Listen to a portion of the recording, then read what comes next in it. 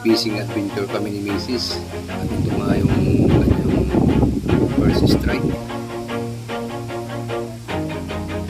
Ayan siya. Always do it on my own, so I gotta get through it. And the only thing I know is to love what I'm doing. First strike niya yan mga loads.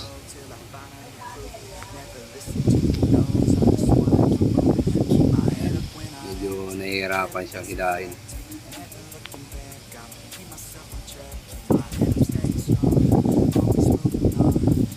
Ayan na yung kanyang first strike. Tingnan natin. Okay. Good size siya mga loads. Okay, pwede na paborito. At ito na nga mga master, yung kanyang second strike. Medyo pahinga tayo.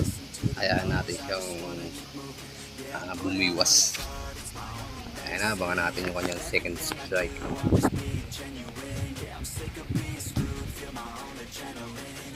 Yung dali na.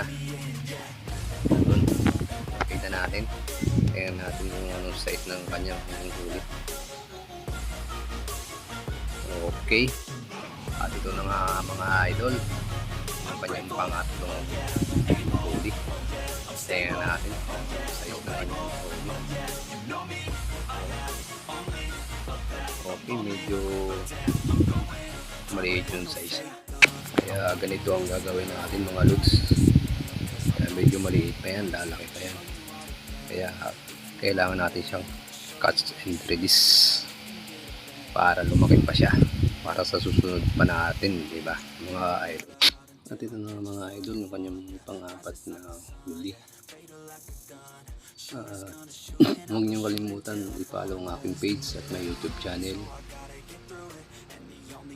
At pindutin nyo na rin yung notification bell para lagi po kayong updated sa aking mga video ng aking upload. At ito na nga mga idol, yung ating huli.